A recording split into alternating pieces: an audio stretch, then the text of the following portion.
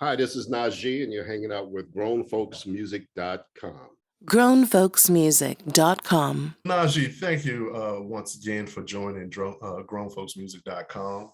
Yeah. It is an esteemed pleasure for us as we have been big fans of your work throughout the course of your career.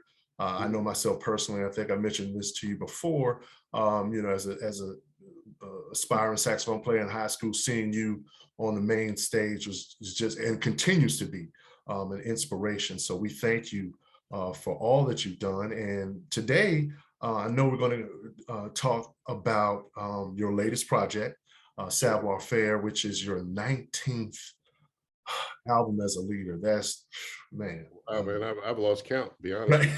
Right. I know that's right. Yeah. Tell us a little bit. I know it's described as a Pan-American concept and project as you're going different places and playing with players that represent different geographic locations. Tell us a little bit about how you came, up with the concept, or what was your inspiration to work in this manner? Yeah. Well, I'm sorry not to make it not as sexy as people may think, but honestly, I did it during COVID when I didn't want to, when I was just getting bored of being home, so. But honestly, you had time. I had time to connect with people, reconnect with people I work with over the years, such as Frank McComb, Allison Williams, Barry Eastman, and others, young up and coming artists as well. And some of our friends down in Brazil, we engaged them, who are prominent recording artists in their own right. And it just came together the way it did. It really wasn't like a plan, I'm going to do this, do that. I just went with what felt good and, different. You try not to the best of your ability, to repeat yourself every record, and that's pretty much it. I mean, the identity of who I am as an artist, as with most artists, stays the same throughout whatever you do, but to try things to surround you that kind of make it interesting and doesn't sound like the record you've done in the past. That's really the goal for me. Keep it fresh. Yeah. Well, you certainly have done that over the. Oh, well, thank you. Yeah, absolutely. And one thing that jumps out to me and listening to the project and just thinking about one of my favorite places musically is Brazil. And could you talk a little bit about what attracts you to that music, or what is it about the music of Brazil? As a jazz musician, jazz and Brazilian culture has always had an intimate relationship. I mean, going way back. I remember the very first song I heard on saxophone where a guy actually played it live was the song Desenfinado, which was a Brazilian song. And I've always been in love with the legendary composer, Antonio Carlos Jobim. I've always loved his work, and many other artists that come from that area. Of course, the most famous have been him, Sergio Mendes, and people like that. But honestly, I think the music is just natural, and because I play flute and Brazilian music go together very well. On one of my previous projects, I recorded Wave, the song Wave, which is also by Antonio, and it ends up, I seem to keep getting songs as he's recorded. But what really brought that whole thing together was a producer by the name of Rob Hebert from Chicago. And he had ties to Earth, Wind and Fire, Tom 84, all these guys who were part of the Earth, Wind and Fire development in the 80s and 90s. And recently, maybe about 10 years ago, he did a project on Terry Lynn Carrington, which featured Brenda Russell. And he also did an album with, Alexandra Jackson, who was the daughter of the former mayor, Maynard Jackson. That record was recorded in Brazil. She's a great singer. She sings Portuguese music very well, Brazilian music. He did an album which featured Al Jarreau and some of the members of Earth, Wind & Fire. I mean, it was just a great, great project that most of us never heard of. So he presented that project to me. I was like, man, I would love to do some stuff like this. And he put it all together. So that's pretty much how the whole thing came about. Yeah, that's, I mean, just those connections and, yes. It's just amazing how, because that's one thing that I think about when I think about your music and how, you're talking about, the variety, keeping it fresh, but at the same time, you've always represented a standard And those, you know, those folks, those names and the composers as well as the artists. What is Yes. it? What is it about your view of music or your experience that drives you to always maintain that very high standard of musicality? You know, as a kid, I came from a diverse background in music. My mother was a fan of jazz, but she played gospel. She played classical. My father was a very prominent classical musician for the New York Philharmonic as well as the New York Met. When he died, he was a member of the San Francisco Symphony Orchestra. So music was very much a part of me, genetically speaking, if you will. And I wasn't committed to just R&B, even though my experience as a teenager were in R&B bands, because I grew up in New York City, in Jamaica Queens, New York, as a teenager. And so that was my experience, but I studied jazz seriously because I was fortunate enough to be a member of the Jazzmobile program under Billy Taylor, Dr. Billy Taylor. But I also studied classical flute at Manhattan School of Music with Harold Jones, the great African-American flautist who was the first African-American flautist to perform in the New York Symphony Orchestra, New York Philharmonic Orchestra. So, you know, I had a very diverse background. So for me, I don't really look at the classifications. My career started, you know, they called what I did in my first 4 albums jazz, but as a jazz artist, I knew what I was doing was R&B with the saxophone, you know, and that there was a market for it and it worked, you know. So, and I never, in my mind, I didn't care what they classified it. It was just for me what I was doing at the time, but I always move on to other things and work with, I mean, I can go play straight ahead with Stanley Clarke and Larry Carlton, Billy Cobham, and then come back and play with Prince. So, you know, it's like, you know, so it's benefited me to be that way, you know. Yeah. When you were you reminded me of something, you know, that I've been meaning to ask you, and you kind of displayed it in the last question, but I want to ask. So it's pretty evident that you have collaborated with a lot of folks over the I course have. of your career, and like I said, in desperate genres of, you know, Sure. and like I said, I'm like you, I don't categorize whatever. It's just it's 12 Sure. notes, but um what is it, what is it, or what would you recommend is a key to being able, because you know you're dealing with a lot of personalities, and you know, I know as artists we can have, you know, people can have Sure. egos or whatever. What is it about your nature or your way that you walk in the room that allows you to, you know, just kind of move around to different different things? You know, I think that the real thing for me is the reality that, first of all, to be there, you're invited to be there. So that puts me in a position of understanding this is not my show. You know, I'll give you a classic case in point. Prince is probably the best one I can use. You know, when I worked with him, I was absorbed in his whole cultural thing that he had going on. And, you know, as obviously my record as a solo artist stands on its own, but it was Prince's world when I was there. You know what I mean? So, and he made it so that I didn't feel like he was dominant over me. He allowed me to be the artist I really am. Um, so, you know, but that really is really the key is, you know, you humble yourself to the situation and you get more out of it. You know, I don't go in there with the ego. I'm like Quincy, you know, you leave your ego at the door and you go in and when you're done, you walk away with a lot, you know. So Mm-hmm. Yeah, I mean, I can imagine, yeah, what you've walked away with, you know, from these experiences. Um, so you've got a great cover that kind of, you know, leads things off. You know, got Allison Williams, yes, and you know, you're covering the Michael Henderson, yes. Valentine Love. Yeah, can you tell us a little bit about how that came together? It's gorgeous, by the way, but Oh, how well, did thank that? you. Yeah. Thank you. Well, it was produced by Chris Big Dog Davis. I don't know if Oh, you know Chris, but yes. Chris is, to me, he's one of the most gifted. Chris can take anything and reharmonize it. Take one little simple melody, and he can place a reharmonization around that melody that's incredible. That you know he just hears differently. He's just blessed that way. But that's a song that I knew even as a kid. I remember the song by Michael Henderson. It was recorded on um, Norman Connor's record. I don't remember which That's album right. it was. Might have Yep. been the very first one. Mhm. But Michael Henderson and Gene Carn did the Wow. original. And so a few people have redone it, but you know, we took a little different approach with Chris being involved. So, and Allison, I mean, what can I can't say enough about her. I mean, she is just a, you know, along with several others like her, like Melissa Morgan, and Mhm.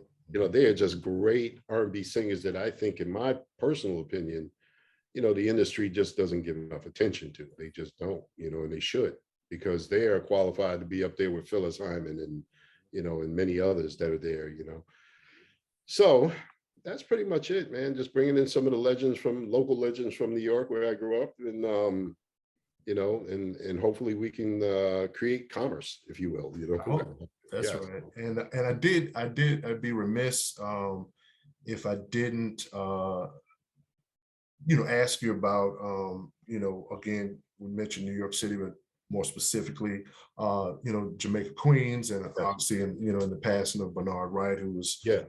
there. What was it about that place and that time in particular where you all were coming up that made it so fertile? Like just You know, for one thing, Queens was very different, because in my neighborhood, we lived on the side of the train. We lived in South Jamaica, Queens, okay. which was, if you ever go to New York JFK Airport, that's called South Jamaica.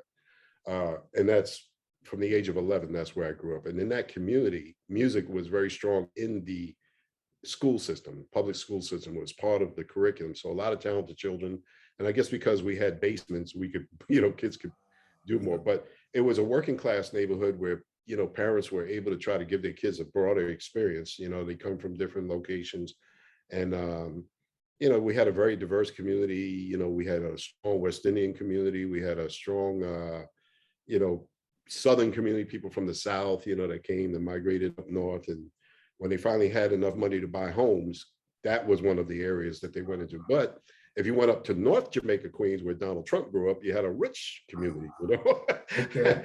And then there were other Brooklyn and Bronx and Queens where, you know, there were other just, you know, the New York City public school system at that time wasn't perfect, but it had a lot going on. And I was a beneficiary of that, you know.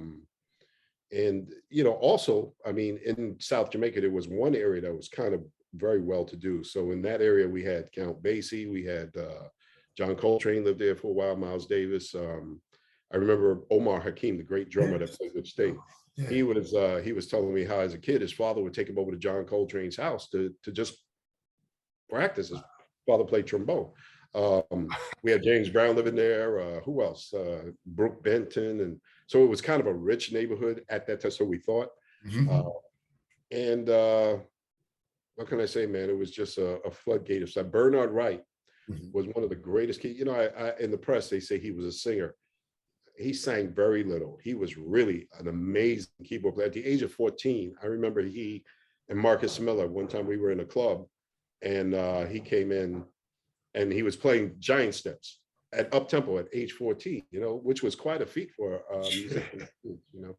So I mean, he was just a phenom, man, you Yeah. know.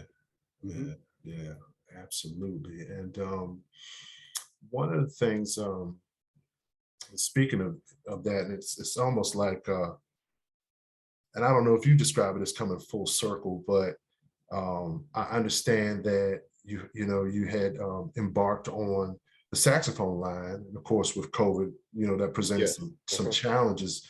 But yeah, what is that like for you, to start at a particular age and you just play and play and play, and then get to the other side where you start to understand more of the mechanics of your tool of trade. Sure. What's that like? Yeah. Well, you know, to be honest with you, I learned more about the saxophone trying to manufacture them than I did as a player. I never realized so much went into it, but I had partnered up with a guy by the name of Darren McKinney out of Detroit. And he had already had a line of his own he started, and he was communicating with, you know, people in China and manufacturing. And so I signed on to be kind of the financial investor in the part of it. Unfortunately, when COVID came, we had difficult with manufacturing and keeping up with the inventory. So it became a point where I had to say, I have to pull out now. It's no longer a good investment. But it was a great experience in the sense of learning about the horn and what it took to manufacture, and for a short time I had my own line under my own name, which was great. So Yeah, I don't think I want to be in that business again, though. It's just too stressful, you know. I With only all, imagine. Yeah. you know, if unfortunately, if the country goes to war with China in whatever capacity, that can cause, you know, logistics problems that I don't want to deal with. You Right. know, No, that's right. I agree. imagine a guy ordering a horn, he's paying close to $4,000, $5,000 for it, and he's got it sitting on a boat for 5, 6 months, and you Yeah. know, in the Pacific Everything. Ocean somewhere. That's not good, you know. I was like, hey, um, I did want to ask you about, you know, you're out currently, you're across the seas, Yeah, which is great. I mean, you know that, you over in know, the Netherlands yeah, today. yeah. So you know, full on tour, just some spot Yeah. dates for you, or what's Yeah, NajeeOfficial.com. You can, you know, I try to make sure my staff stays up on it because we get a lot of stuff in that just for whatever reasons they forget to put it on. But NajeeOfficial.com is my website, and generally that's where we post what dates are coming up. You know, we have dates in the US. June 11th, we're in San Diego at the Jazz Festival there. And then we have other dates throughout July, September. I can't recall everything. I'll be out of touch for 3 weeks in Brazil doing TV tapings, rehearsals, and stuff for some things I'm doing down there. wow. Um, and you know, pretty easy to find me, you know, Right. That's as right. long as you're willing to travel. Yeah. That's right. We love that. And one question we like to ask everyone that comes on, you know, we are grownfolksmusic.com. Sure. And we often, yeah, we just like to ask artists, when you hear that phrase, you know, grown folks music, what is your definition of that? Like, what does that mean to you? So, To me, it means that we're grown up. You know, we're not about, listen, man, you know, when you and I coming up, man, you didn't have to ask me, tell no girl you was going to and all that, you know, and like, you didn't have to do it. You just put on some Marvin, you know, you put on some Teddy, man, you was in, you know. that's Did right. all the work for you, man. That's For right. for $6, $7, you was in. I mean, come on, man. But you know, that's back when songwriting was real, had depth, you know. Even if it was this you know, I mean, just some of the things to this day, I still listen to Marvin Gaye's What's Okay. Going On. For me, that's one of the classics that when I hear it, I mean, it just reaches my heart. The social consciousness that came with it, man. I mean, it's hard to find those kind of records now, you know, everything is just, you know, I mean, so for me, grown folks music is maturity. It's like, hey, you know, this is my form of entertainment, but it comes with something, you know. Mm. Oh, I love it. What a So wonderful answer. I Yes. not to cut you off, but I No. remember one time I was touring with Diane Reeves, you know, Diane. Yes. Yeah. Yeah. And the one thing I loved about her, man, aside from being just a great vocalist, artist, you know, one time she said to me, I said, you know, I really love when you go into like, she would go into part of a show where she kind of did like a little tribute to like Ella and others, Sarah Vaughan, whoever, just the way she did things. And I commended her on it. And she said, you know, Najee, we do this commercial stuff, but we also have a responsibility to educate our audience. I was like, wow, that stuck with me. That was some real wisdom because that for me meant, you know, that's grown folk music to me. You educate as well, you know, so. Mm-hmm. Mm-hmm. Mhm. Yeah, no, that's you speaking definitely speaking to me. You know, my Uh-huh. day job, I'm an educator. So yeah, Oh, okay. So you get yeah, it. yeah, it's definitely about that. And we try to do that, yeah, on the site as well. And I will say that, you know, just the ability to speak with you, chat with you is an education for me. Um, again, big fans of your Thank career, and we're going to support Savoir Faire and thank you so much. Appreciate oh that. yeah, Yes. this is great music, great project, and so many great collaborations that you bring to the fore here. Any final thoughts that you may have for folks, or Well, I just want to thank everybody. You know, I'm enjoying probably my 35th year as a solo artist. You know, many of you know who followed my history. I grew up in New York City, and you know, at the age of 18, my very first world tour was for the USO, performing at military bases around the world with a group, a local R&B group called Area Code. So we toured all over Europe, Central America, and other places all around the world. And you know, that was my first experience, and the bug never left me, you know. So in 83, when I signed I'm sorry, 86, when I signed my very first record deal after coming off of Shaka Khan's tour, I mean, for me, people who supported me then gave me my first gold album right out of the box. Um, you know, I'm still grateful to still be doing this, at the level I do it. And I'm just grateful to those people who follow me, who still continue to support me, people like yourself. And listen, for those of you who are saxophone players and flute players, who I always have educational materials that I share online. If you're ever interested, I just did some for some fellow musician saxophonists in Nigeria and South Africa. So, I'm always promoting materials educationally. So reach out to me, contact Najee at Gmail, and come on, man, let's go. We grow together, That's There right. we go. Oh, wow. Well, I know I not said a lot and all that. no, no, you could, you dropping gems and jewels. No, we need that. So, but I do deeply, deeply, deeply want to thank you for Oh, making thank you, time Ivan. for us and connecting like this. And like I always like to say, this isn't the last time, I and hope not. we look forward to doing it again. Thank you Yes, sir. so much. Yeah, appreciate Thank it. you. grownfolksmusic.com